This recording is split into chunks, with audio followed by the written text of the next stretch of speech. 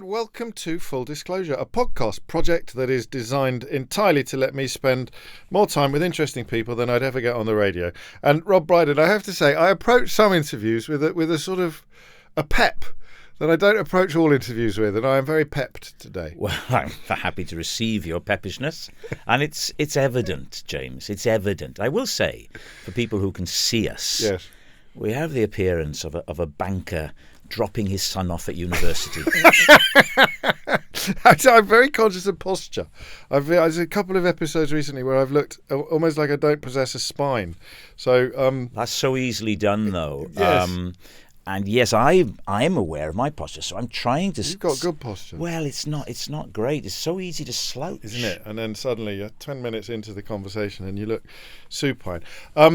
There's a lot to get through. I knew quite a bit about you, but there were bits that I didn't know, and we shall begin at the very beginning, which was in Swansea in 1965.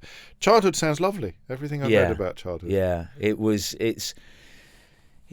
Well, let's first of all say Swansea, because my mum gets upset about this. Okay. From Baglin, yes. But I just happened to be born in Swansea in a nursing home. So we were socially aspirant even then. Not your common or garden hospital, a nursing home called the Bryn. No way. Honestly, and the opening joke of my autobiography, available in all Sue Ryder shops, is I was born, appropriately enough, at a nursing home called the Bryn. Imagine how my life might have panned out if my parents had chosen instead the nearby James Bond home for expectant mothers. It's not too late. I fear it is, James. The most I can hope for is quirky British comedian who glances up from his coffee like this as Bond speeds past. Yes, you've thought about this. I have. And indeed, I mean, speaking of socially aspirant, Woodside, the manor house in Baglin, just outside Port Talbot, was a very grand abode, but it wasn't all yours. No, it was my grandparents. And it's not as big as I remember it, obviously it's a nursing home now.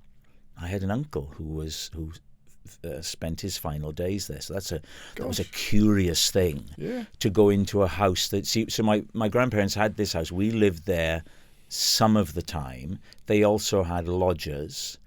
In my memory, it had a grand hall. It certainly had a veranda. And I can remember Wimbledon being on the television in the summer and French doors being open. And also a very hazy memory of the HTV franchise in those days. HTV West had a stuffed toy called Gus Honeybun. And I wouldn't scoff. And they would read out birthdays, and you'd get bunny hops. And my birthday was read out. And I've said all the old ladies, they wouldn't have been old. They would have been young mothers, right? But to me, they're old. They all went, "Oh, it's Roberto!" Oh! So I didn't get to hear it. Your first flirtation with showbiz, perhaps, Gus Honeybun? Yeah, well, that was all very early. I was always interested in it. Really? Always, I think, had a slightly above average respect for it and interest in it. What did Mum and Dad do? Dad was a car salesman. Right. He started off in a I think they were new cars, then became a used car salesman. Mum went back into adult education, got a degree, and then was a teacher and worked also in the NHS. I mean, they're both now retired. I mean, people would look at me and think, "Are your parents still with us?" No, they would not. How could that be? I did literally just think that. No, I didn't. Did you honestly? No, I don't. Well, I know. I was doing something. Well, they're very, of course. But what I did know, because I do lots of research, was that they were only 20 and 21 when you were born. So of course. But that was the norm, wasn't it? Then that was, that was not unusual. And I can't help thinking, that's the natural way. Yes. I'm 59. I've still got a 13-year-old. Tiring. So exhausting. But, maybe you're meant to have them when you can still bend over to tie up your shoelaces, not have to do it in stages. Yes. I mean, the energy levels, it's extraordinary. You've mentioned social aspect. You mentioned it early, so there is a sense because you went to a fee-paying school. Yeah. There is your mum in particular. I think wanted the best for kind of. Well, mum was more education. Right. Dad had the gift of the gab Okay. and charm and was a salesperson, right? Yes. So I'm a combination of Yes. the two of them. Although academically I did terribly. Did you? So you go to St John's in Porthcawl. I go to a little prep school called St John's in Porthcawl. I was there for about a year, 2 years. Then I go to a private school in Swansea called Dumbarton. Okay. Famous for having Catherine Zeta-Jones as its alumni. She was there when I was there, younger than me. I remember her as a little kid, you know. These are extraordinary moments, aren't they? Because, of course, you later were at school with Ruth Jones. Yeah, I know. And most people don't go to school with any famous people. Well, the one before, Yeah. St John's, about 2 years before me, Eddie Izzard was there. It's extraordinary, isn't So it? I've swapped photos with Eddie of sports days.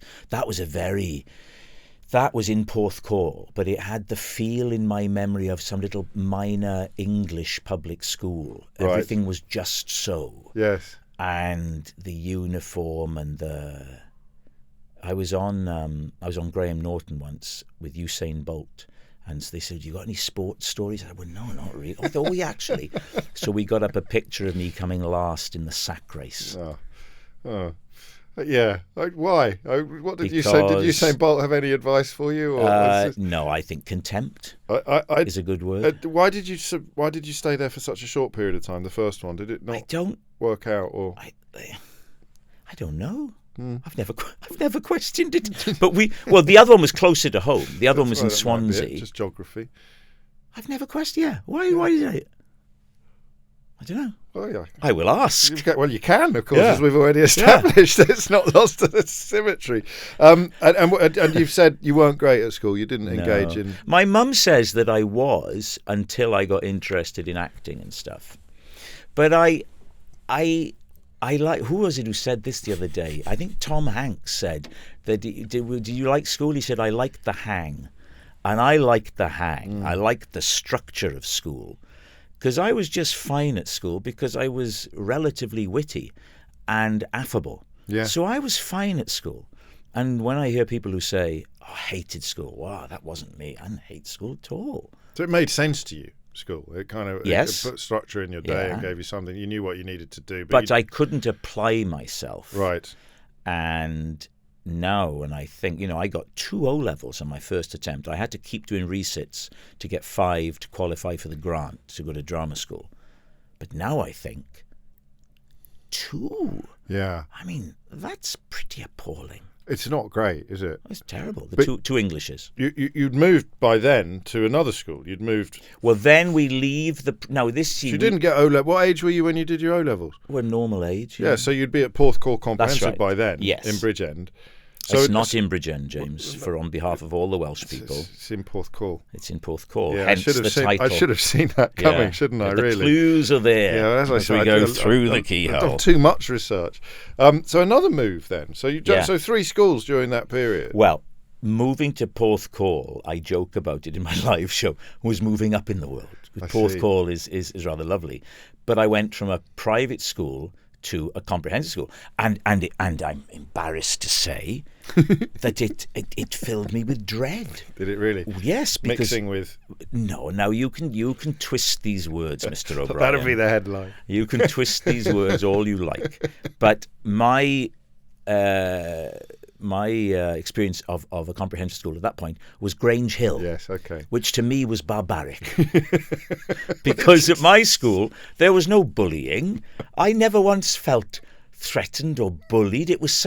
Dumbarton was such a lovely, warm, nurturing place. It really was. I mean, it was kind of idyllic. It was lovely. So you thought you were going to arrive at this school and... Oh, I thought it was going to be like Lords of Flatbush, that film with Stallone. That was nothing to do with school. Anyway, so we go there, and I still have a memory of being stood for some reason outside when the bell went for break, and like wildebeest, there's all these kids. My God, I didn't know you could have that many children in one place at one time. But they had a fantastic drama department because they had a new, young, brilliant drama teacher called Roger Burnell, who I'm still friendly with.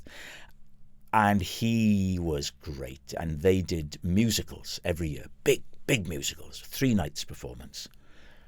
And I remember we going in when I went there, my mum taking me there, and we go to meet the headmaster because I was joining at the end of after the Easter holidays, I think. Okay. So it's a strange time to join. Yes. And he said, well, what is he interested in? Oh, because I'd put on a production of Star Wars at the other stage production, quite bold, at the other school, and you can see the limitations. And that was my thing. So she said, oh, you like acting, don't you? Yes. Oh, we got a wonderful drama. They're doing West Side Story. I don't know. And there were a few little parts left in the Jets, the gang. So I played, you won't remember him, Snowboy, who has one line. It hurts, it hurts. But that was me then. I mean, I met Ruth Jones. Yes. She was there. I tell people I was at school with Ruth, they say, what did you teach her? Which I think is it's unkind. So that was me, basically. And that was my life, was the drama studio, drama classes, drama rehearsals. That was my life. And there was no resistance to this. You've said that, No. that your mum and dad loved the fact that you wanted to do this. There was no sort of, this isn't for the likes of us or No, you must remember, I'm from Port Talbot, Richard Burton, Anthony Hopkins. It's very much for the likes of us. So it's really almost designed for us. So there is a sense of them being pioneers then that had I think proved so. that boys from this part of Wales could go on and do anything. I think subconsciously, if you've got... I mean, Burton at one point was the most famous man in the world when he was with Liz Taylor at the height of all that. And then Anthony Hopkins is one of the greatest actors that has ever lived. I mean, that's a bold statement, but it's true. Yes, it is. And, and then you don't have to go too far. You got Shirley Bassey. You don't have to go too far. You got Tom Jones. Yes. Wales is so fertile with creativity. If you look at the size of the country. Yes. And then... And not only that, but also, you can think of a lot of very famous people and you wouldn't know where they came from. They don't carry it with them. That's a good point, yeah. But you do. You really do. With them, yeah. And, so you would have been dreaming big dreams then from quite an early age. I was a big dreamer. I think if I was a self-help person, I would say that I was visualizing. Really? I think so, yeah. Yes. When I was struggling as an actor, to get off to sleep at night, I would imagine myself on Parkinson. And I would have a very detailed, with him saying, have you had a wonderful career? I mean, the work you've done, Rob. Tell me about so-and-so and so-and-so. And I did end up on Parkinson. But I would do that. I would focus on that. And I suppose to stay positive. But I've read around this, and that is considered to be... actual visualization. Visualization, yeah. And so you saw it almost as your due rather than something... I don't want to make you sound arrogant, but it wasn't something that felt like speaking Mandarin or it was... No. It was reachable. No. It was reachable. That's right. I had perhaps unfounded confidence. I did. I always thought, because all the time I was at school, I got compliments. People would always say, "Oh, you're good. Oh, you're good." Right? Whether it was just doing stupid voices to make people laugh, or being in the shows. So, and when you're going over well. So you do. I knew that. That self-belief faltered just before I had my break, which was in 2000 with Marion and Jeff and Human Remains. I was then starting to think, because I was nearly 30, I was 35 in 2000. Yes. Was I? Yeah. So I was then starting to go, maybe this isn't going to happen. Right. What was that like? It was a feeling of settling for, because look, I was making quite a bit of money. I was the voice of 1 million products on television adverts and animations. Yes. And I was picking up the odd negligible part in sitcoms. Yes. That parts of no consequence. Okay. Right? I may as well have not done them, other than for what you were learning on the job. So that was a feeling of disappointment, but at the same time, a feeling of I'm quite pragmatic. And so it was, okay, So you didn't have that your ambition wasn't just to earn a living then. Your ambition was to be a star. You wanted to be on... No, I always thought was it to be a star? I mean, when you put it like that, not directly, but that would be a side product of what I wanted to do was entertain people. So the level of success that you would enjoy would entail being on Parkinson. So it's that way round. Yeah, it's that way round. Yeah. It's not I dream of being on Parkinson. It's just I presume when I'm doing the work I dream of doing that Michael Parkinson will want me on his show. Yeah. Although since then, I'm very aware that since then, I think I have a contentment with an entry level set of achievements, yes. right? I because, for example, when I was a kid, I used to dream of America, right? America. Oh, right. Well, I've worked in America now. I did 2 or 3 weeks on a Jack Black comedy show on HBO, and I did that. Yeah. I mean, the show came and went. You know, it wasn't recommissioned. I loved the experience. I've been on Jimmy Fallon, right? Yeah. Done that, but I feel I've no need to be the biggest thing. That's one of the really interesting things about, because you mentioned your break coming in some ways, and we'll get onto this next. It was your second break, which some people might not realise. Yes. And I wonder whether that philosophical approach to success is a consequence of it coming around again, and you preparing yourself psychologically for not making it. Well, at the risk of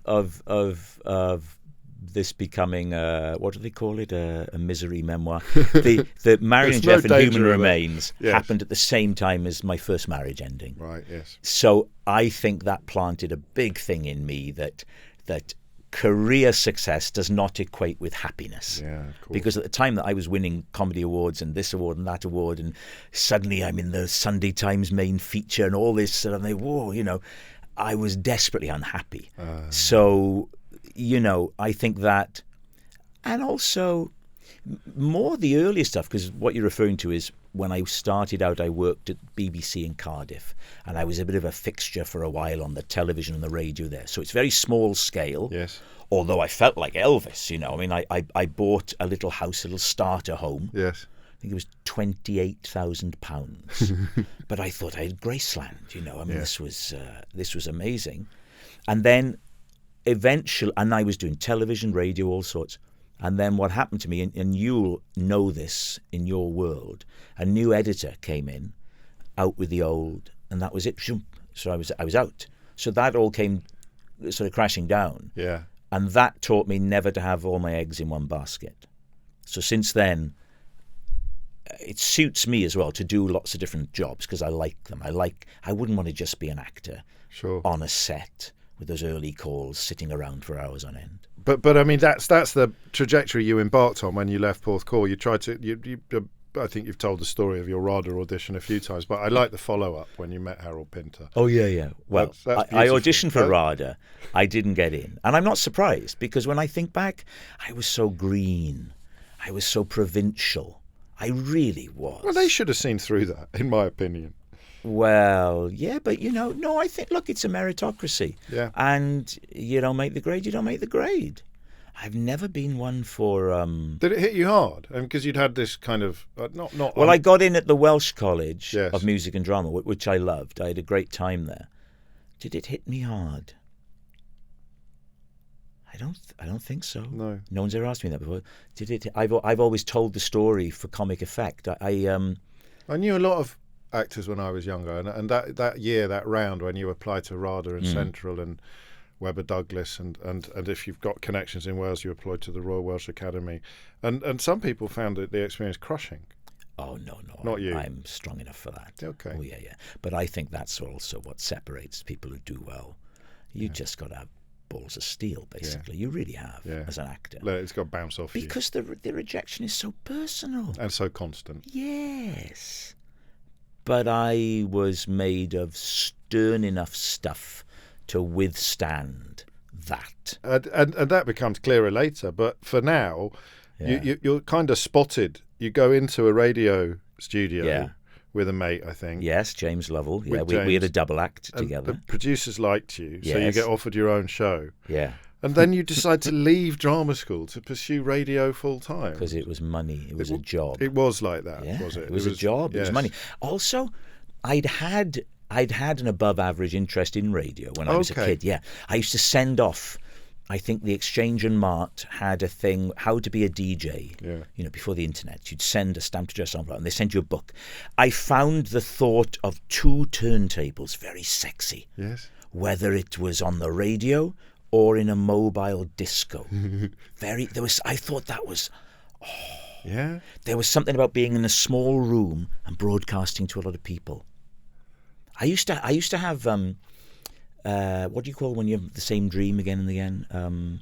When I was much younger, I'd have a dream at that house Woodside, a submarine, it may have been yellow, a small submarine on the lawn, and I would be inside it. Doing? Maybe doing that, or just being in something small. Right. I didn't know what. But it didn't live up to your expectations. You said for a while it did. Did it? Yeah. Because you moved pretty quickly. So, but you did once say, and I think I might take issue with this. Oh, God. You said, I used to see pictures of Tony Blackburn or Noel Edmonds in their studio and thought it was the height of glamour. Yeah.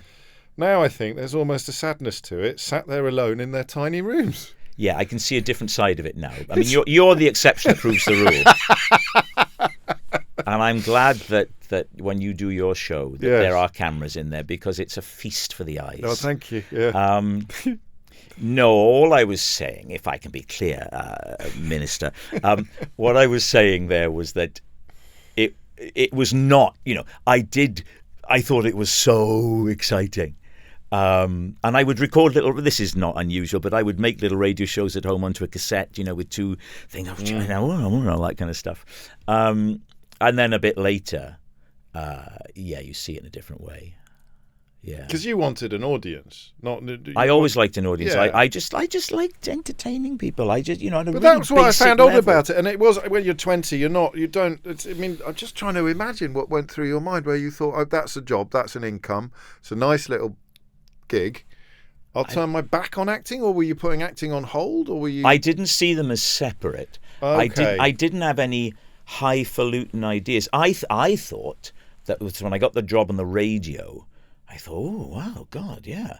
I thought, well, this will be a way in. Okay. And it wasn't. No. But I thought it would be. Like when I became a shopping channel presenter for a while in the early days of Sky. Yes. And I thought, well, wow, that's in London. That's a way into London. Right. But it's a dead end, because who the hell is going to give an acting job to someone who's a shopping channel Did presenter? you think that might have, you thought someone will see me selling a 4-in-1 mop and think that I could see him as Macbeth? I can't overstate how stupid I was. Well, I prefer naive, if you allow, because there's an extraordinary combination of naivety. It was naivety, yeah, it was. And naive. But also with self-belief as well. Yeah, I know, so I know. It's a mad combination. I know, it's quite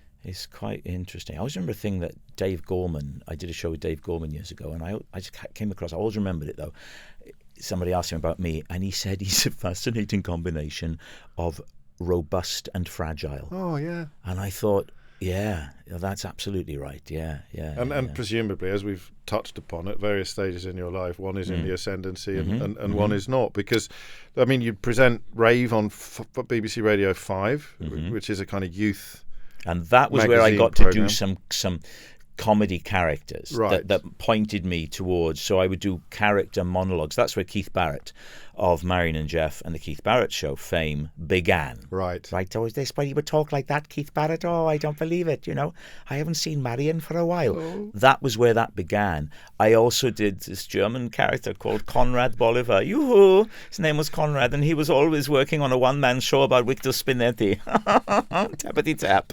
I mean, Vic didn't tap dance, but he used to go tappity tap. He'd always wear a blazer. And I did a character called Jeremiah Fanny, of the Fine Fanny for Bodmin's finest traditional trad jazz. I previously in Threepenny Bit, but they split. And I did an American based on Casey Kasem called Bob Goldentan, the host of the popular game show Lucky Lobsters. And I used to do, long before the lovely Steve Wright had it on his show, I used to do an Ask Elvis thing, where my co-host, I would call in, and he'd say, we got Elvis Presley. I go, well, thank you very much. I was a kind of very late 70s kind of Elvis, and I would talk about the affairs of the day. And did this feel special? Did you kind of... not to anybody listening, but, you. to me it was much more what I wanted to do. And where did it come from? Where did it, I mean, It just comes from inside me. It comes from, that's who I am. That's, I loved Barry Humphries. So, yes. So this is, while I wanted to be on the radio, I also wanted to be Peter Sellers. I wanted to be Barry Humphries. Yeah. I wanted to be Dudley Moore, Peter Cook, all those people. So the character thing. So when I first became aware of Steve Coogan, yes. it was like, wow, this guy's, number one, he's amazing. But number two, he's doing exactly what I want to do. And he started out doing voices as well. So it was, and he's exactly my age. So it was a real, I mean, people think he's older, but he's not. Sure. And he doesn't exercise. Yes. And so, he came along, and I thought, well, that's exactly what I want to do. So the radio stuff then became more a vehicle for comedy ideas. Okay. But it didn't wash with this new editor who came in. No, he came in. So there is a funny story, which I've told before, but I'll tell it again. Maybe I'll change her name, because it's not fair to keep saying it. So let's say her name was Becky, right? Okay. Which it wasn't. Yeah. So she's a lovely person. I still see her. She came in as the new editor and basically said to me, look, Rob, we're not renewing your contract, right? But I still had a couple of shows left. Was it completely out of the blue? I thought I was doing fine. So you were really ambushed by this? Well, it just meant that I wasn't going to earn any money. Yes. So I go, but I've still got 2 shows on the air. So Becky has told me this. So I'm on air and I'm talking to a listener a woman in Merthyr Tydfil, I think, and she goes, "Hey, Rob." I said, "Hi." I used to say that in those days my kind of radio voice was one of those voices. Traffic and travel coming up shortly. Anyway, so I'm on air and I'm going, "Would you play me Sweet Caroline by Roo, Roo, Roo?" And then she goes, "Oh, Becky, be quiet." And I said, "Becky?" I said, "We've got a bitch called Becky here." Actually said it. I mean, it's nothing to be proud of. Well, that's the second time. I'm getting worried now. That's the second time in 6 months I've been speaking to people I've always admired who are talking about the end of their radio careers and being allowed to go back on air. So Frank Skinner when absolutely idiotically let him go. Strange decision, wasn't it? Stupid decision, but they let him go back on air as well. He didn't succumb to the temptation to do what you did. Frank's far more mature. But I was young. I think if Frank had been the age I was when I was, he would have let rip with much worse. I know. I suspect you're right. So you come out after the final show, and you I mean, what was on the horizon? I had debt. I had a loan and I had a big overdraft. And we're in the early 90s now, I think. Early to mid. Late 80s, early 90s. Okay. And then it becomes a mishmash. I'd have to sit down and look at timelines. But at some point, I get my agent. I'm in bed in the afternoon, right, which tells you I was young, right. And I can still remember getting the phone call, and I had an agent in who was lovely, but a very small time agent. Yeah. And says, "I've got you an audition in London." Oh, London! London was very exciting. You lose track of that, London was wow. Yeah. I mean, the first time I came up in a car as a sort of an adult, I was blown away by the amount of traffic. What's going on here? So I said, I wonder what it is. Theatre, television, film. Well, they're starting a shopping channel on this new Sky television. Shopping channel. But in my night, London. Yes. So I come up to London and I had to audition in a little room behind Oxford Street, probably around Mortimer Street or Margaret, something like that. And I go in, and of course, I am able to improvise. So I'm doing it, it's fine. And then, the auto cue. And then they say, just sell anything to us. So I took my sock off and sold that. Apparently I was rather good. So they offer me this job for a year. And it was more money than I'd ever made in my life. Yeah. I think it was £700 a week from memory. Crikey. It was a lot then. Yeah.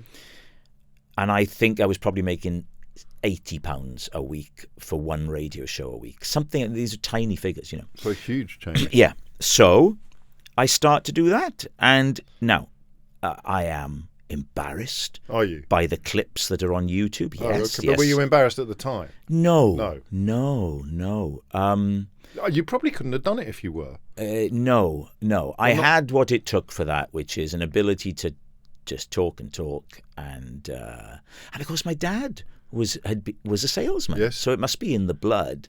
And I found it quite interesting. I mean, we had an expert come over, Renee from Hawaii, to teach us, and I remember things to this day. Energy, when you're selling, energy, teasing. You don't tell them exactly what's coming. So you don't say we've got men's watches. If you like special jewelry for special occasions, you're going to love. And don't sell the product, sell the benefit. Sell how it's going to make you feel. Yeah. Was it commission? Or was No, it just a flat rate? No, it was just a flat rate. And then they went bust. But I'll tell you how green I was. Go on. So I come up and they had a stylist, a dresser. I'd never experienced that before. This is a person who works on a television or film or whatever and takes you out and gets you clothes. And she took me, what was her name? I can't remember. She took me to Next on Kensington High Street. And I thought, this is the big time. Lovely. Next. Yeah. I am not looking down at anybody who in 2024 considers Next. But it wasn't Bond Street. Exactly. It wasn't Armani. But I was so excited by it. You've got the other plate spinning at this point, have you? You're doing some voiceover work. You're doing tiny but bits, not much. bobs. So this was that. You apply for Spitting Image at some point? Yes, I get turned down. I get to the last two, apparently. Pete Serafinovich, yes. rightly so. Wow. He's good. He is, of course he gets it. I don't get that. But the self-belief is not going at this point. Because you even do things like write to big name directors. I've still got 2 ring binders full of rejections from all the agents in London. Right. Even my current agent, who rejected me 2 years separately. Which I'm sure you never mentioned. It's great. Yeah, I tell her about that all the time. The guys that make my podcast now, Russ Lindsay at the Talent Bank, used to be with James Grant Management. They turned me down several times. All the voice agencies in London turned me down repeatedly. The repeatedly is interesting, Rob. So because I kept going because you thought they were making a mistake. No, at Bits some level. Bits of that. Yeah, at some level, but it's not that.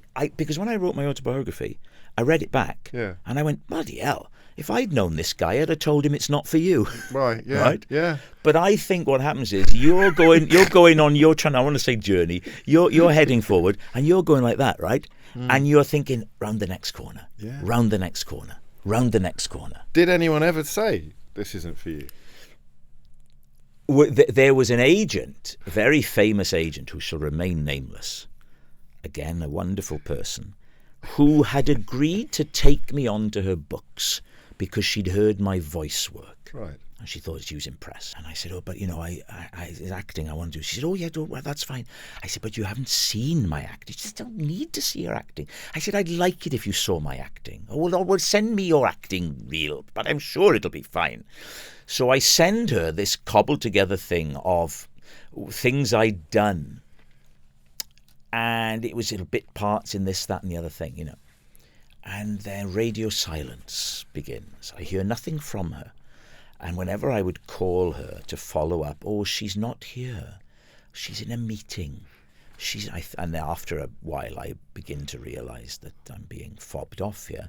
So one day, I'll never forget, I had young children now, toddlers, and we're at Kew Gardens, and there was a pay phone, because this was still, I think, certainly before I had a mobile. So I go to the pay phone, and I call, and I put on a voice, and I say I'm somebody else. I forget who. Yeah. But someone famous? No, okay. Just, head of global talent or whatever. Yeah. And I say that. And so she comes and I go, I say, actually, it's Rob Brydon. And I say, hi, I've just been waiting. And she said, yes, well, this is a bit awkward. She said, because I do like your voices, but your acting, I'm sorry.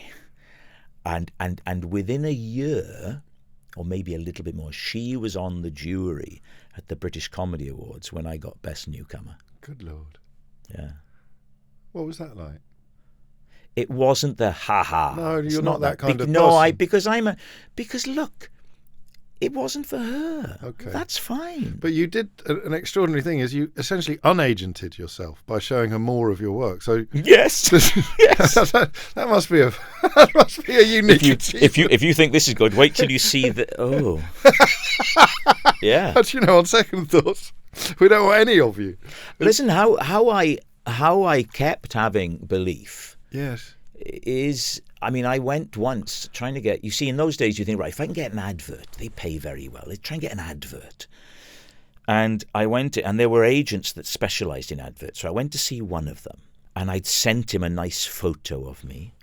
And I went in, and of course a photo, if you're lit front on, it hides a multitude of sins. And my sort of acne-scarred complexion, I went into the office, and he literally went, oh. And he looked at the photo and he went, oh. He said, well, and he literally said to me, I can hardly send you in for a chocolate commercial and say, eat our chocolate and you'll have skin like mine. He said that to me. Christ. It is a miracle, isn't it? Isn't it? Can you imagine that feeling? And No, can you imagine what that was like to leave that office? No, I can't. Well, I can't imagine ever going back into another agent's office again after leaving that one. I honestly, I can't. I mean, these things land much more heavily on me. Yeah, I mean, because you have to. Is it okay? A bit of amateur psychology now, because I think now's the time. When you discovered the creation of characters, yeah, and what the tough thing, I suppose, is that if no one is paying you to do it, it's a very odd thing to do. You're not going to do it in your own time. But you are amusing yourself. Yeah. So it takes you out of the need for everything to be based on other people's reactions. Yeah, I like performing, and I would do it with friends. Yes. I like performing. Dustin Hoffman, a famous interview, goes, if you're an actor and you can't, I'm doing Dustin Hoffman, if you're an actor and, and you can't get a job, there's nothing you can do. If you're a painter, you can paint. Yeah. But if you're an actor, so you got to try and act. So, I've stopped doing him now. Yeah. But I liked doing funny voice. Yeah, and that's perfect. That Dustin Hoffman. Thank Obviously, you. Both the impression, but more the point that I was trying to make. The point more than the impression. No, the impression was brilliant. The point I was trying to make was that you weren't like most actors in that sense that if you haven't got an audience and a spotlight I'm not on that. you, No, you've got nothing. You would be enjoying yourself doing it with your mates. When I doing it in think the pub. back now, when we would go out for dinner, yes, my first wife and I would go out for dinner. I would be giving a little bloody command performance. Yes. And I didn't drink, you see. I was teetotal till I was about 35. So they'd be drinking around the table, I mean, moderately. Sure. But that's right. That would be my audience. And then I got a job at some point in all this on a movie show on Sky called Exposure. I was the host with a girl, Nadia Delemony, and each week we were in a different location, taking you through the week's new releases. We'd interview Quentin Tarantino about Reservoir Dogs, and that was that era. We had Baz Luhrmann on, interviewing him for Strictly Ballroom, right? And I was now trying to get a stand-up act together because I had a voiceover demo that was funny. And people, this is funny. Because, it's like I would do Arnold Schwarzenegger, I do Hugh Grant, and I would do Chris Berry in the British Empire. Yeah.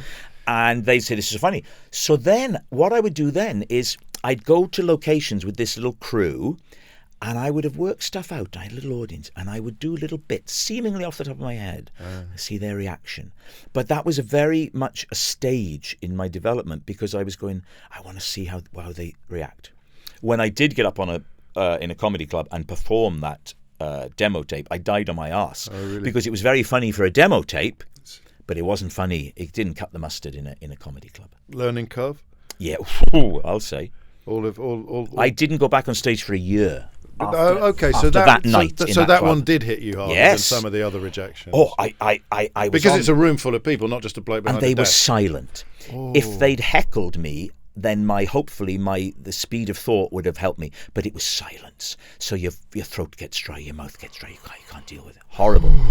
So we are approaching the point that you had alluded to earlier, where you are beginning to think it isn't going to happen. You've got this extraordinary collection of disparate projects. Yes. in your back catalogue and in your current sort of plate spinning. Yeah. But the idea of being a player is beginning to slip out of sight. And it's around now that Steve is coming to his first peak, and I'm seeing him and Pemberton, the guys on the league, Mark Gatiss. I'm seeing Caroline Aherne and Craig Cash. It's that era. And I remember watching the British Comedy Awards, and they're on there. Yeah. And that was the great time. I still remember when Steve's giving an award to Caroline, and he says, I was more used to receiving these. And she goes, that were ages ago. And she was so sharp, right? And I'm watching that, right? And I'm going, I just don't see how on God's earth I could ever end up in that world. Because it looked like it was another universe, another ecosystem, another atmosphere, different ways of breathing there. You know? Honestly, really? Yes. So this isn't face up against the sweet shop window stuff. This is living in the next town kind of thing. Well, I was by that point, I'm making a living. We're having skiing holidays. I'm doing loads of voiceovers. I'm the voice of everything. When you've been tangoed. All that kind of stuff. Philadelphia with chives. Kellogg's Crunchy Nuts. Well, they are ludicrously tasty. What was the most you ever got in one commercial break when you were watching telly? I could sometimes be on about 3 times. Yeah. And I would have days when I'd be in Soho, and I think 5 was the most. That was unusual. Of course. 5 in one day. But, 2 a day, 3 a day was quite common. So materially very satisfying. Yes, but and for a while, that was creatively. It was really interesting. Yeah, it was, because I would go into studios in those days. It's different now. They would have several actors in doing little sketch things. So I got to work with the stars of the day. I mean, Neil Morrissey, Martin Clunes. I did an advert for insurance directed by Steve Bendelak, who directed the League of Gentlemen, with Donald Sinden, and I'm Noddy and he's Big Ears.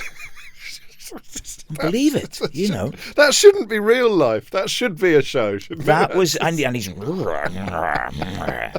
and then Steve Bendelak said, Donald, could you make it a bit bigger? And he went, bigger?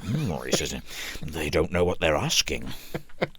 So this is a dichotomy when it comes to success, because it is. For a while, it sated me, right? But then, really noticeably, it wasn't enough. Yes. Whereas now, it's enough, right? And I still want to do great things. I'd love to surprise people, all that stuff, right?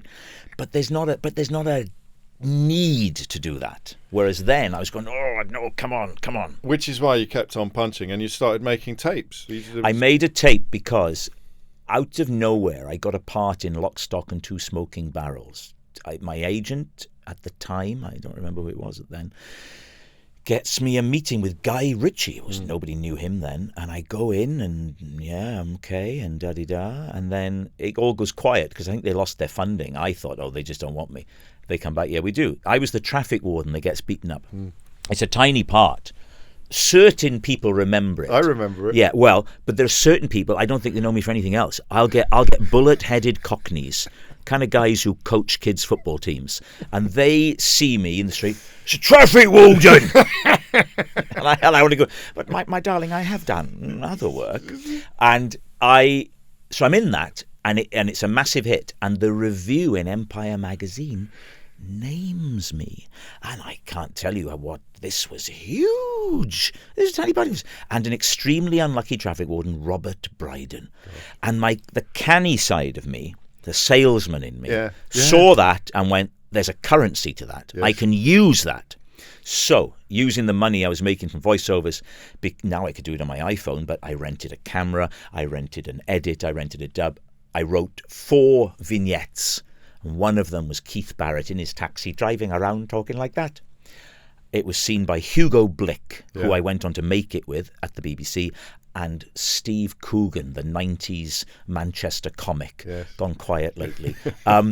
He saw it, and that began my rather lovely association with him. And that changed everything. Everything. Along with meeting Julia Davis as well. And Julia. So the two things happen at the... Julia, big time Julia. An extraordinary aligning of the planets, really. Well, when I tell you how... But not an accidental one, because, geez, and I know the subtitle of your autobiography... Always overnight. Referenced the... Yes, but the the effort, everyone listening to this now will be bloody hell. Yeah, if anyone but you need luck. And I if had anyone some good deserved luck. it, I know. But luck. The great example of that, or Synchronicity, or any Police album. I knew you'd like that. I had this VHS, right, with these characters on it. I paid a printer to do a cover and all that kind of stuff. It was like I think it was a pastiche of the Lock, Stock poster. There's still a naivety there, isn't there? There's a naivety to thinking that someone's going to see it and pluck me. Yes. I was walking down the street with it in my bag once, and Sir Peter Hall was walking towards me, and I almost stopped it. I didn't have the nerve. I almost stopped it. I sent it to a lot of people, right, and it would come back in a jiffy bag about a week and a half, 2 weeks, a month later. The slide through the postbox, and then ba-dump, the thud of rejection. A hefty thud. Yeah, and I would open and it would be variations on a theme. Hugo Blick, I had been at college with. We weren't close, but I knew him and we were chums. He was now at the BBC, sort of producing, sort of script reading, looking for things. He'd worked on Operation Good Guys, which was a hit show. But I didn't send it to Hugo because the thought of being rejected by a peer I couldn't face that. Okay. But in those days, I did so many voiceovers, and one of the ones I did for a while regularly was the thing on the BBC on a Saturday night. They don't have it anymore. Do you remember? It would go, and with Match of the Day at 10, that Saturday night on BBC One.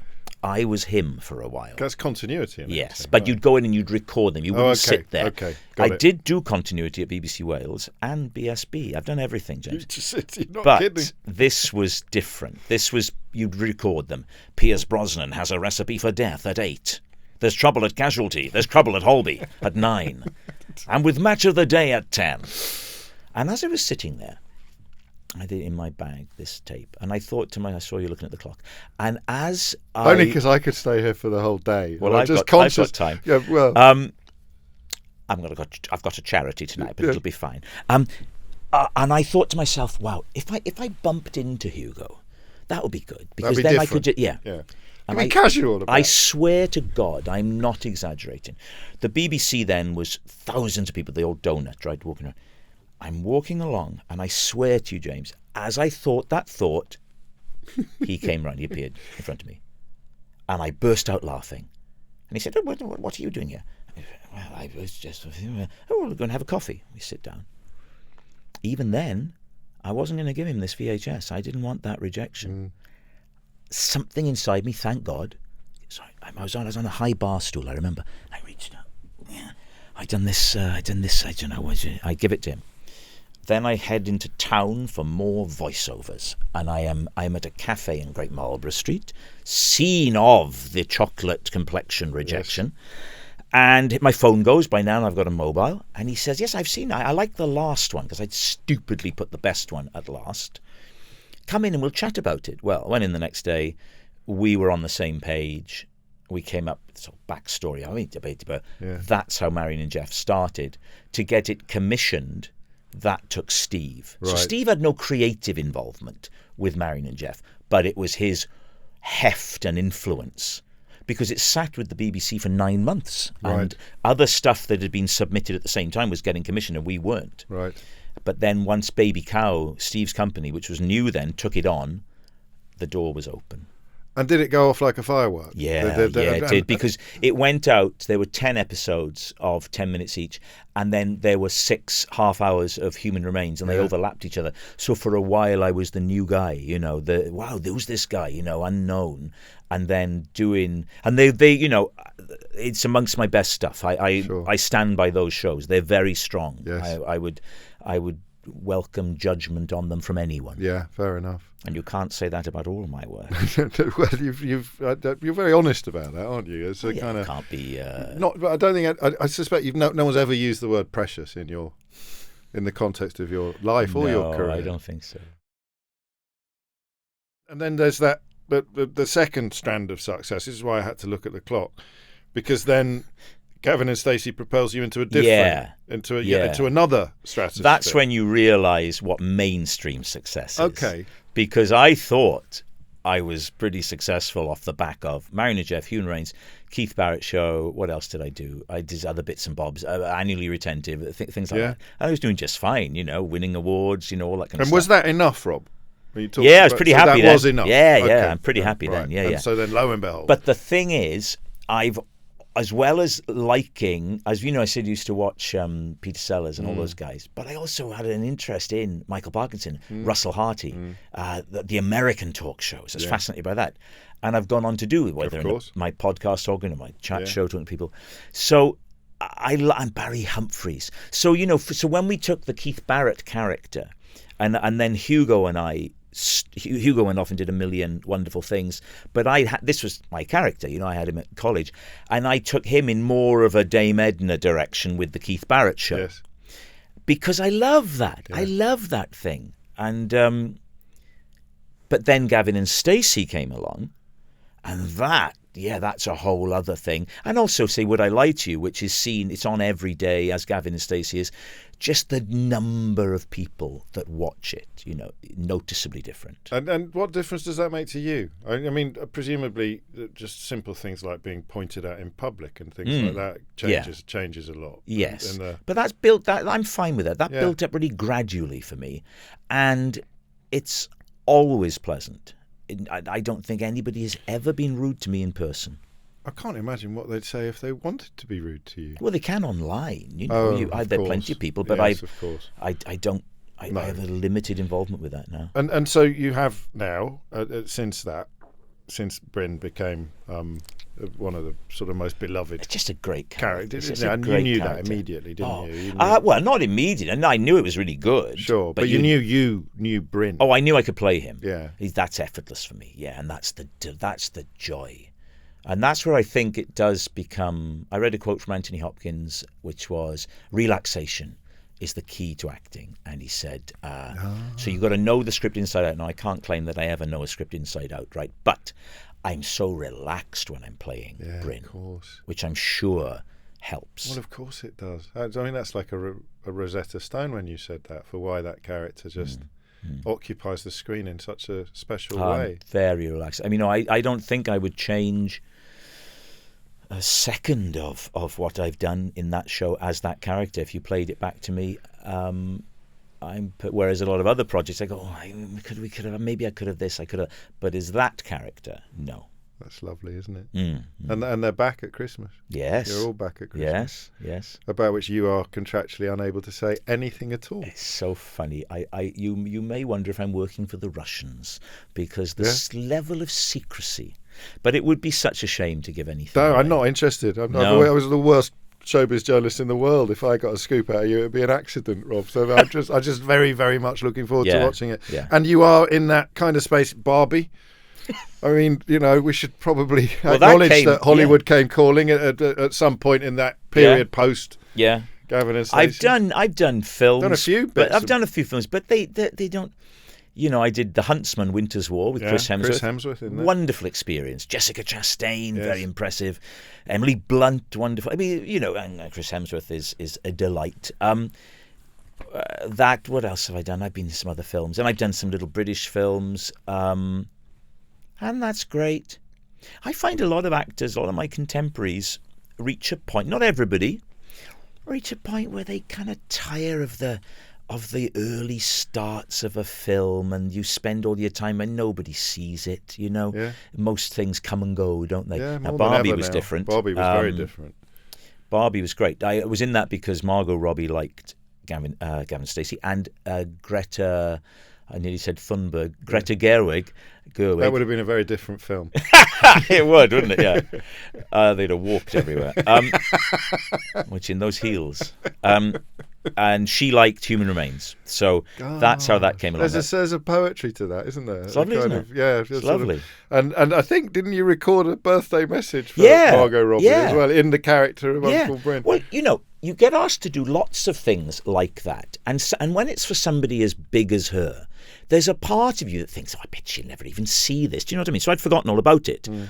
It's somebody, or somebody knows somebody, and there's somebody, and you go, yeah, all right. So I did, hello, Margot.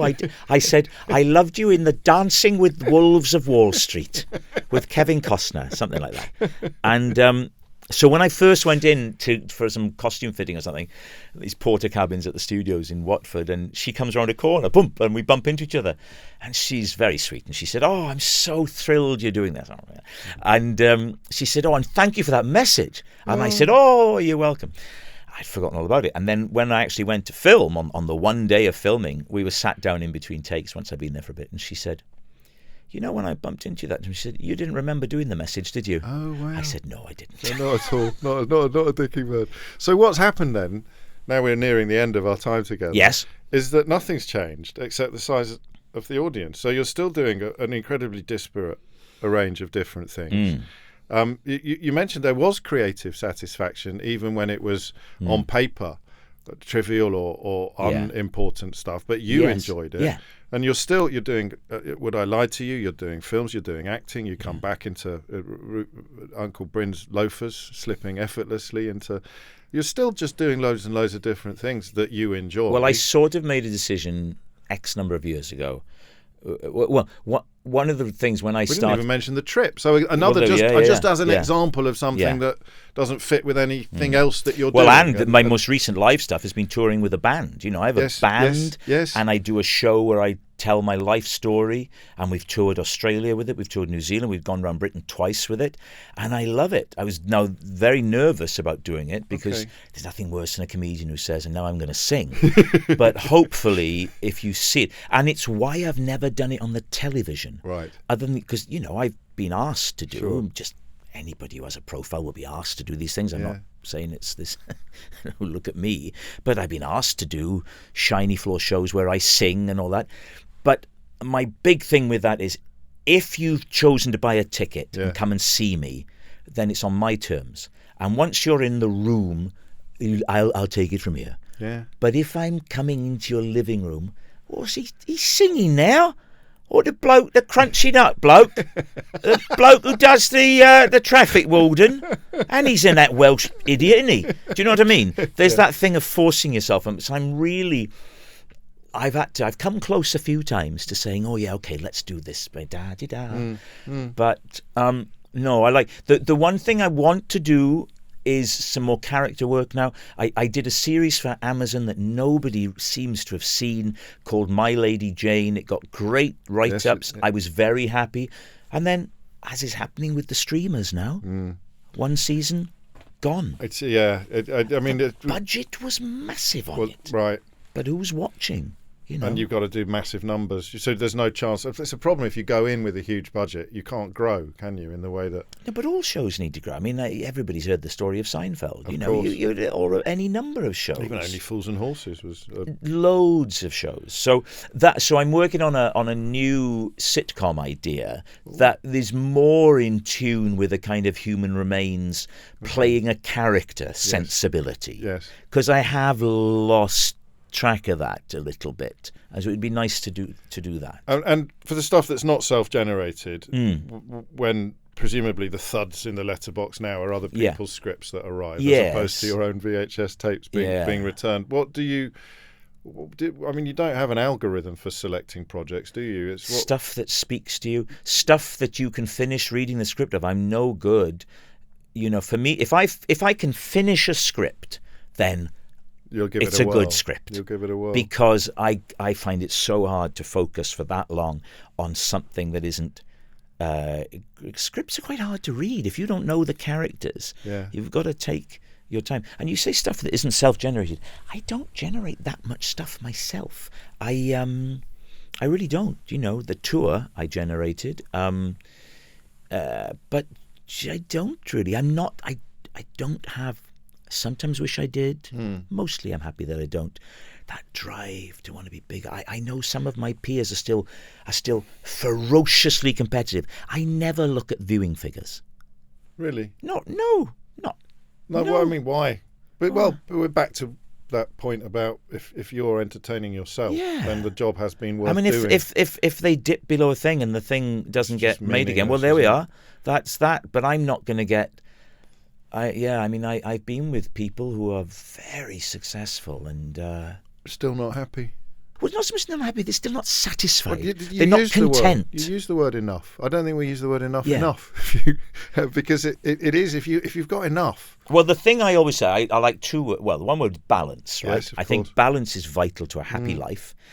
And the other thing is, people always just say, journalists, and what about America then, Rob? Yeah. You must want to go Yeah. Now, when I was younger, yes. And my response is, America, right? To what end?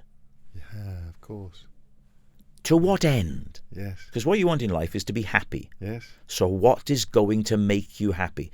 I guarantee it is not being in Los Angeles with an 8-hour time difference from your wife and your children, working on something that'll probably,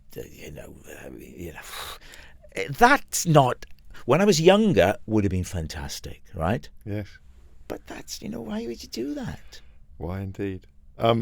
I think you just answered my final question because there's no point. The capital of Peru. Yes, Lima. There's no point here, particularly that bit. I'm still fascinated by that leaving drama school to go and work on the radio. But there's never been a sense of I want to tick that box. You've just sort of thrown yourself at the world. All the stuff I've done is stuff that I have been interested in, in the way that a lot of actors wouldn't have been interested in radio, wouldn't have been interested in presenting. Once I'd left the college, I still had all my friends there, and I would go back for social evenings and things. And I remember going in a brand new leather jacket once, right? And I remember one of the heads of department companies say, "We're worried that you're drifting into light entertainment." I said, "Guilty." Oh, that's perfect. As charged. That's perfect. Is there anything that you have in somewhere inside that you'd think, do you know what? I wouldn't mind doing that. Yeah, but I don't want it enough. Yeah, I'd love to work with Wes Anderson. Yeah, love. I watched the Grand Budapest Hotel, and I watch Ralph Fiennes, and I think that is one of the best comic performances ever given. Yeah. And I look at that, and there's a part of me goes, could I do that? Could I give that performance? And I don't know if I could. Yeah. I'll never get offered that size of role, but something in a way. I love his world, or some of those other really interesting American directors. I used to have a joke to say, P.T. Anderson, Wes Anderson. I'm more likely to work with Jerry Anderson, who did Thunderbirds. It's a nice joke, but it requires a certain age in the audience, which my audience does tend to possess. I've got an ambition there. Sure. I watched Succession with my friend Matthew McFadden. I remember Matthew having lunch with Matthew, and we're outside the restaurant. What are you doing now? He says, I'm doing this thing about this media family. All right. How long are you gone for? And he says 5 months. I went, oh God. Yeah. That's my reaction to that, right? Yeah. Now that show, I would love to be in a show like that. It was so. I loved the comedy of that show. I loved that I would love. A Wes Anderson thing. Only Murders in the Building. I adored. So there are things that you watch and think. But I don't. I think some people need that. Well, for it's their not burning. happiness. You're not describing a burning ambition. And because of that, it probably won't happen. Because the stuff that did happen happened. It's just flopped into me. Yeah, it was younger when I was burning. That's what I mean. Yeah. When you were not going to attempt. When we did Human Remains. Yes. I was desperate to show people what I could do because I was being passed over. Yeah. I was 34, 33 when we started writing it, 34. And the League of Gentlemen were happening, and Steve was happening, and the Royal Family was happening. And, well, that's my kind of thing. Where's mine? And my feeling was, I can do all these characters. I can do all these voices. And what I learned, James, was you can't tell people, you have to show them. That's a very important thing. A bit like those shopping channel lessons. Yeah. It's no good. Why don't people know what I can do? You're almost saying, why don't they know what's in my head? Yes. You've got to show them. You've got to stick it on a plate and show them. So when I eventually showed them the demo of Marion and Jeff, They went, oh. Yeah. And you've got to have something that has value to other people, that they think will make their life better. Final question. Yes? What- Lima. Sorry. What What? have Mum and Dad made of it all? They love it. They just love it. Yes. All of it. Yes. Every single Yeah, tiny bit. my dad in particular will mention me at the drop of a hat. And, they're of an age now where medical things, visits to medical facilities become a bit more frequent. And I'm afraid that the Uncle Bryn Association, that's a little less self-centered than saying the Rob Brydon Association. Let's say the Uncle Bryn Association has perhaps helped on occasion. They've got a lot to be proud of. Oh. Rob Brydon, thank you. James O'Brien, thank you. Traffic and Travel next.